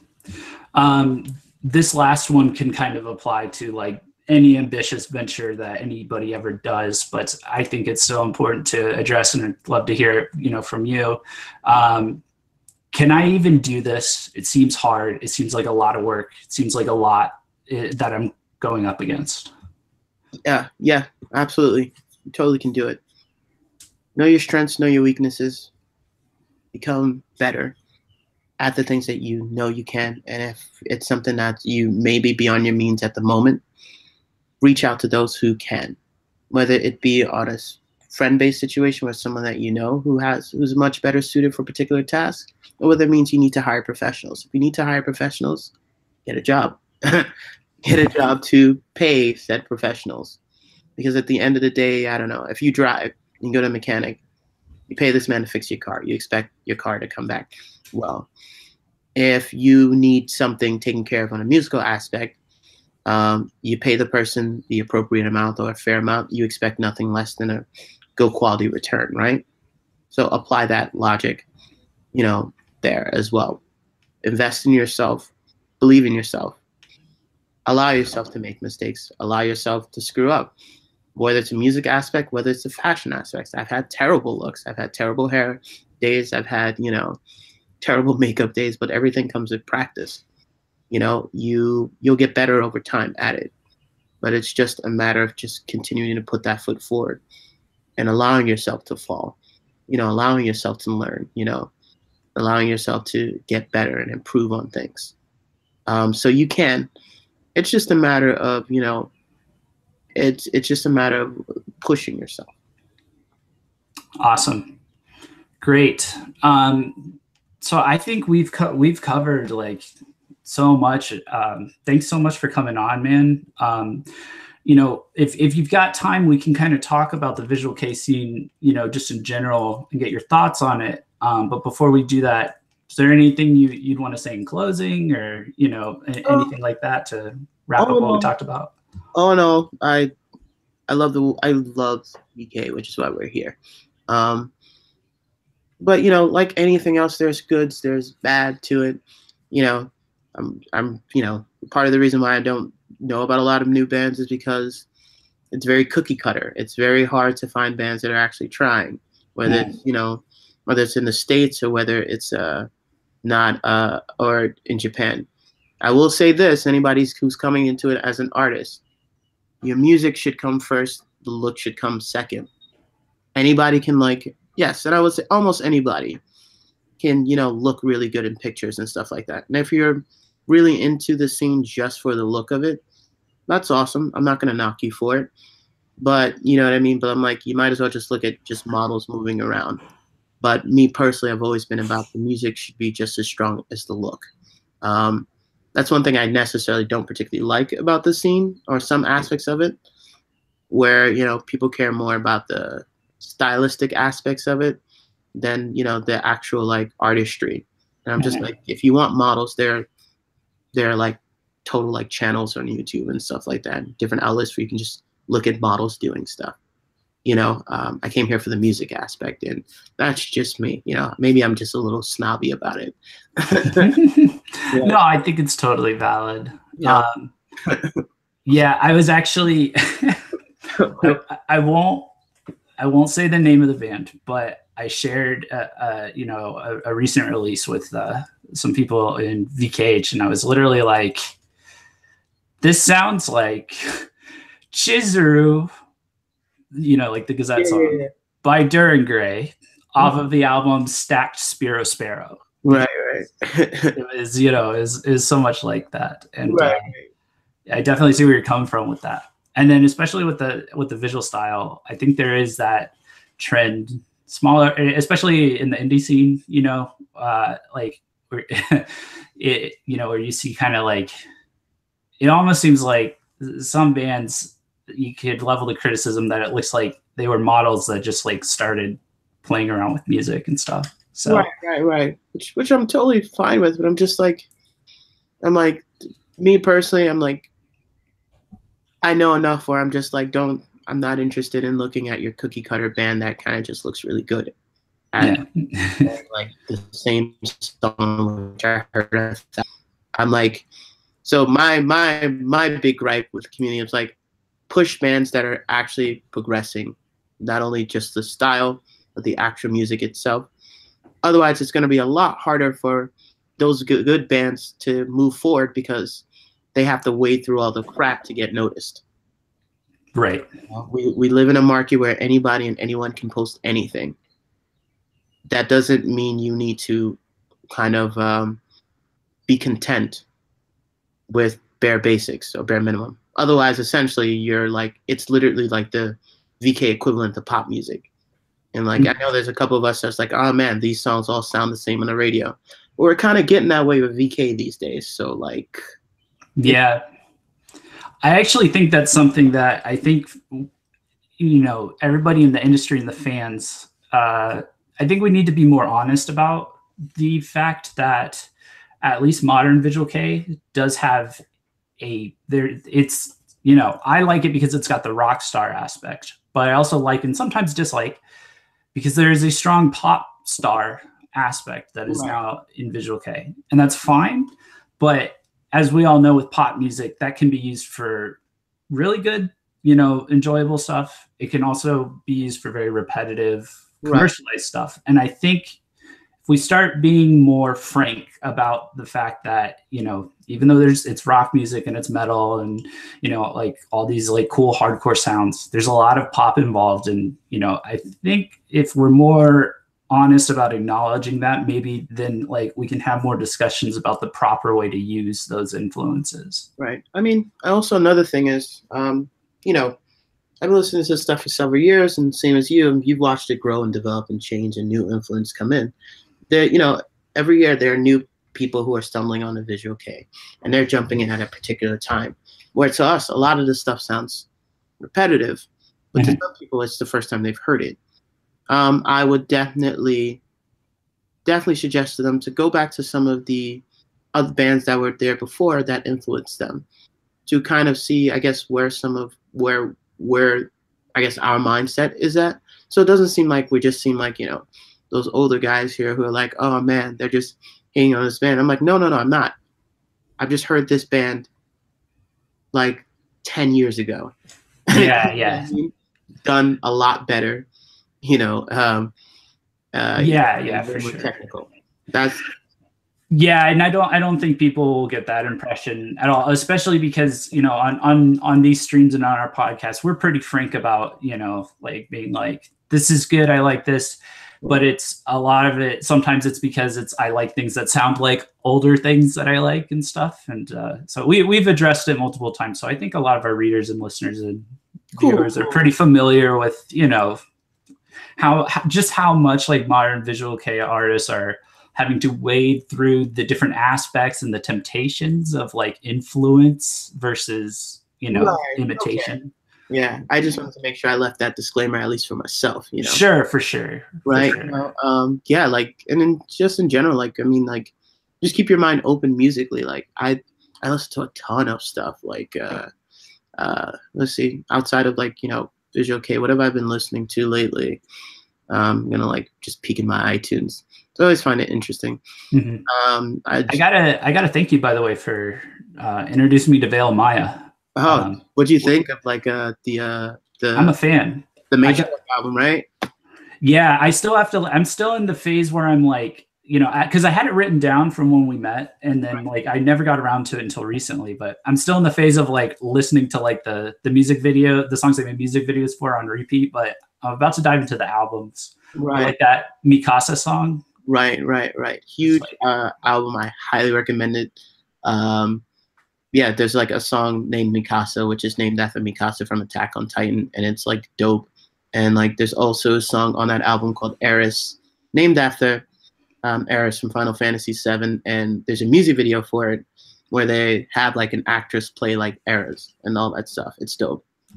Yeah, I'll put a link to them as well, just because they're a Western band, but I think they're like a really cool influence, and I think they would be relatable to a lot of people that like Visual K, because they're one of the few bands that I've seen like when they broke out, like their clean vocals, they got such a good response, and for good reason. But like, you know, definitely. So since we're on the topic of talking like other music, I definitely want to throw like some other stuff out there that you guys might enjoy. Yeah, do it. So Porter Robinson, huge fan of. I actually had a huge like influence from him in terms of like with like songs like Requiem and stuff, and myself and like Do Bang, the other half of this project. His Worlds album is fantastic. If you're into like Japanese influence stuff and like electronica, I recommend it. I also recommend his newest music video called Virtual Self for his side project. And the name of the song is Ghost Voices. Music video is like awesome. Let's see, what else can I really recommend here? What was it? Yeah, because there's a lot. Like, geez, I've been listening to a lot lately. I mean, I listened to the new Logic album. That was pretty funny. I didn't like it as much though as his other album. We were talking about the rapper 6ix9ine's album.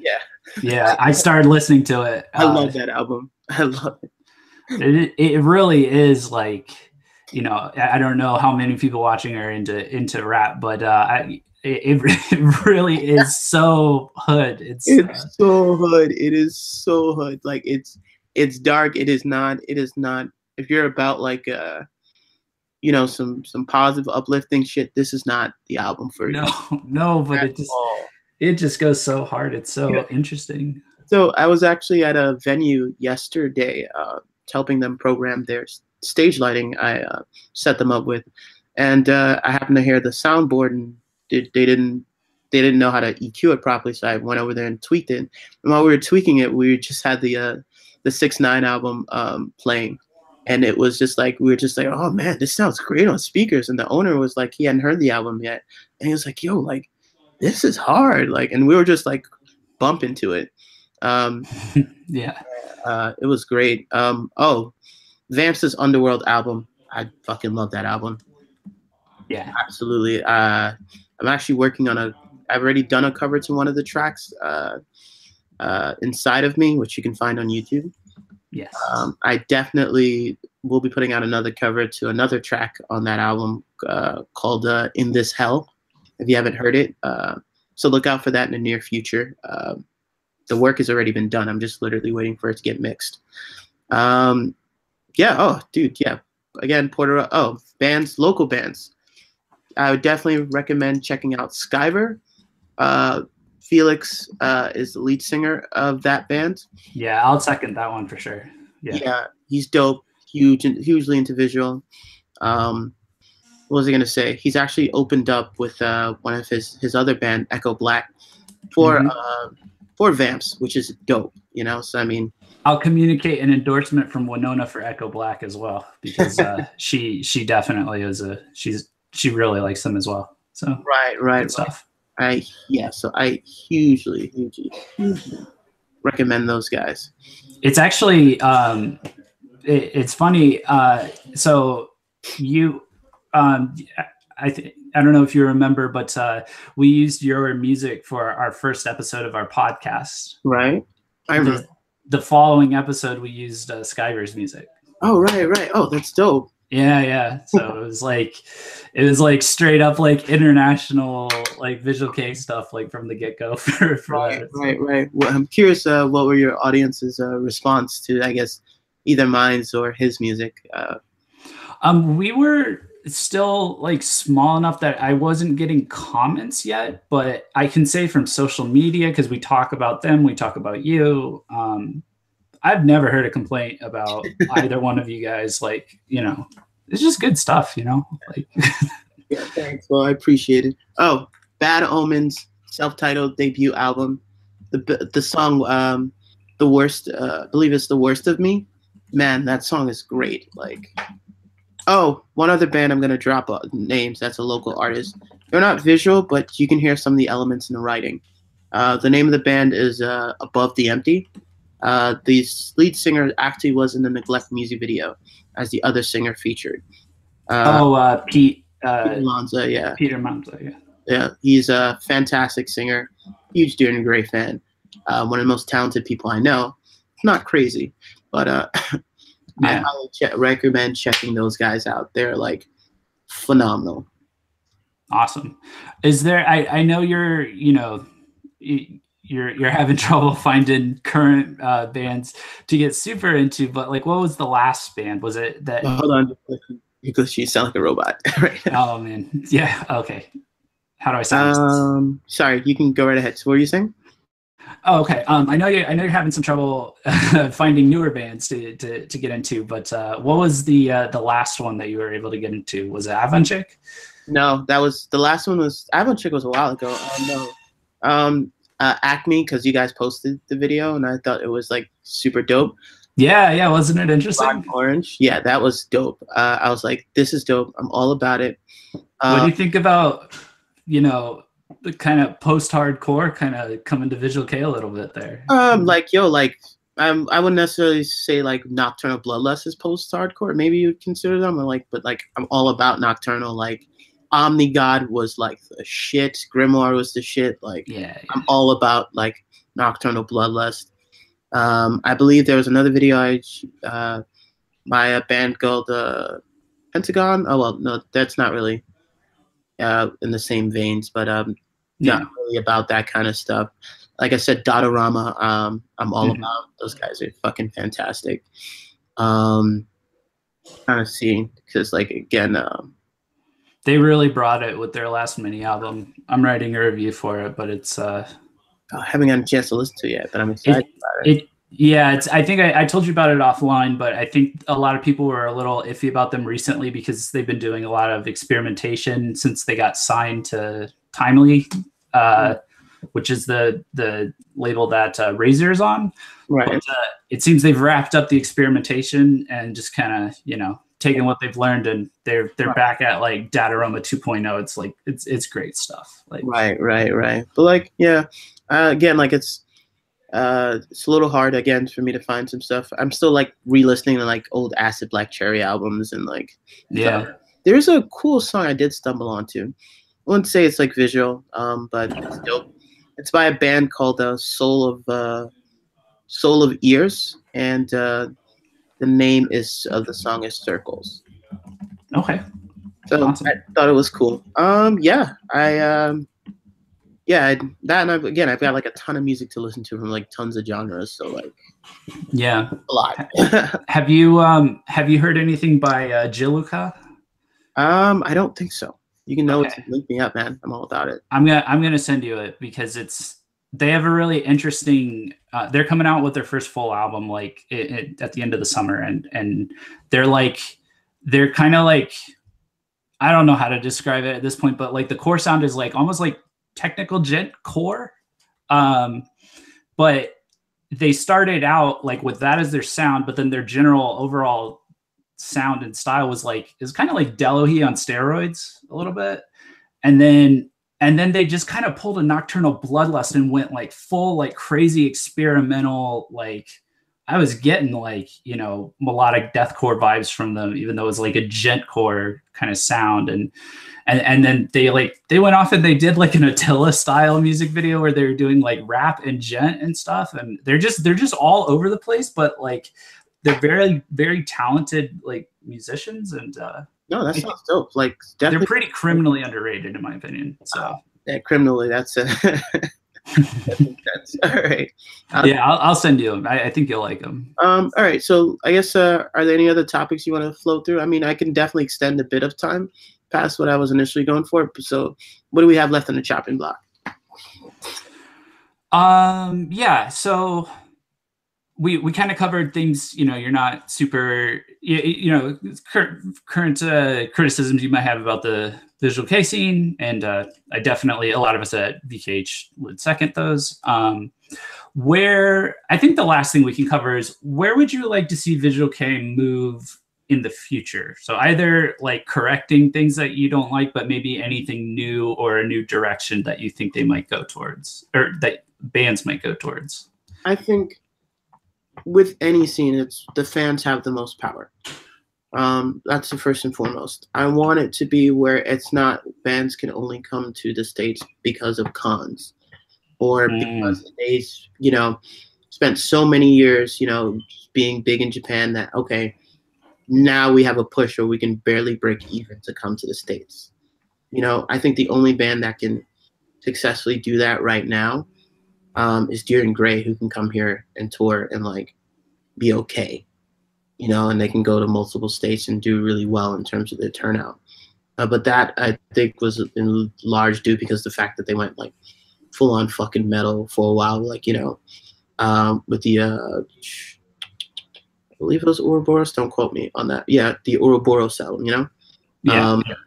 And while that's dope, I don't want it to necessarily always have to be that situation where a band needs to just get that, like, heavy and Western-esque sounding / influence before they can be, you know, okay to like because I mean there's other bands that don't need to do all of that and their community is like strong enough, you know, where they can just totally go to any like state, you know, any country and they'll be fine.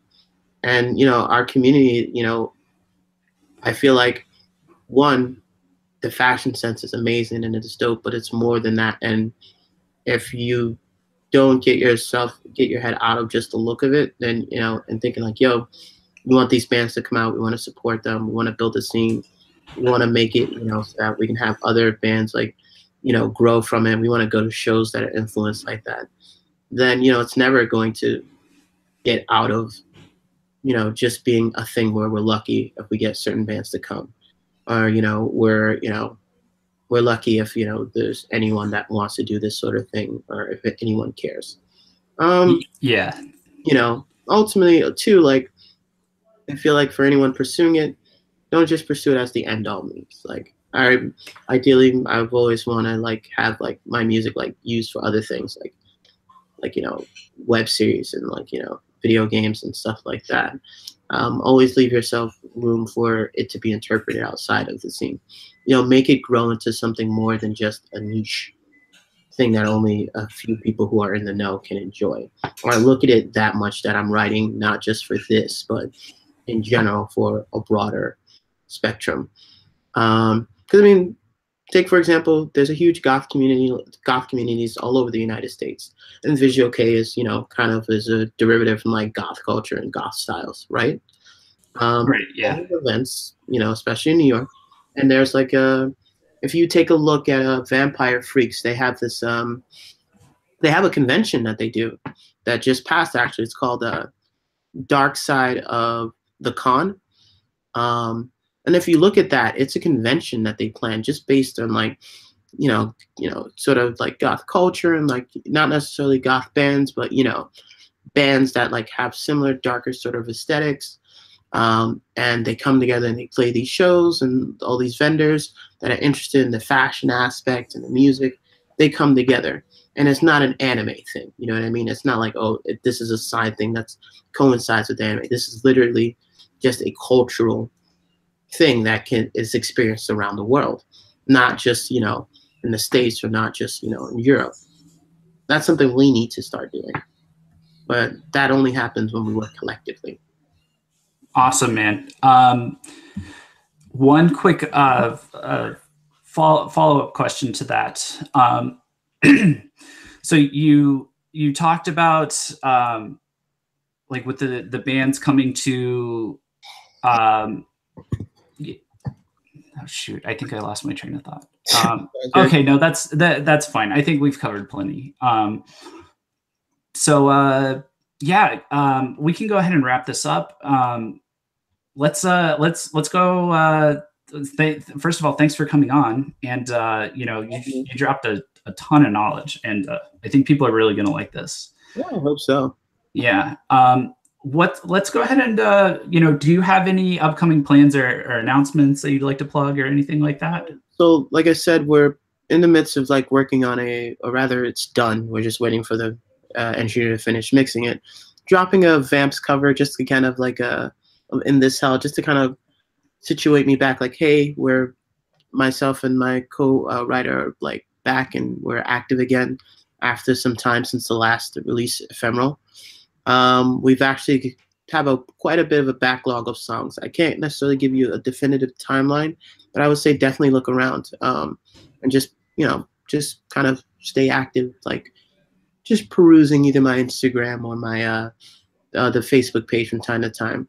There's a bit more information on the Patreon for those who are subscribed, such as like song previews and demos and things of that nature that give you more of an idea of what's coming. But again, if you listen to any of the older or the stuff that I've already previously released, it's going to be on that same quality or better, because you only get better each time going forward. I would say within the next month and a half, 2 months, just look out for something. Can't say what, but look out for it. Awesome. Hold on, fair enough. Perfect. Yeah. Hold on, you're glitching. Oh, yeah. Okay. Yeah, so awesome. And yeah, thanks so much everybody for coming out and checking it out. I will update the links in the description with Shola's Patreon as soon as we get off here. If you like what you're if you like what you hear, if you like what he's talking about, I would definitely recommend supporting him. It's really important to support independent artists, especially in a scene like ours. Links to his social media and his music are also in the description. And I will post a comment with all of the links to different stuff for, that he talked about with like, that might be useful for, fans or people that are looking into becoming an, individual artist. I'll also put some of the bands we talked about as well. So, and with that, let's go ahead and close it out. Thanks again, Shola. Thanks for having me. And to anybody who's watching this now or going to be watching in the future, thanks for listening in. I hope I was able to, be as formative as possible. Informative. Tongue twister. That's terrible. About everything. And I'm an open book. At the moment right now, like if you're ever interested in just have any questions, or ever want to reach out or just check in, you can always shoot me a message via the Facebook page, which I check religiously, or Instagram, or via email at sholaauroramusic@gmail.com. I'm always like generally like available to like chat, shoot the shit, and talk music. Hell, even talk new bands or what I'm listening to. Or more than that, like I said, thanks for having me here, man. It's always a pleasure talking with you, and who knows, maybe next release we'll like do something like this again soon. Absolutely, yeah, I'm totally down. All right, guys, we're out. We'll catch you later. All right, peace.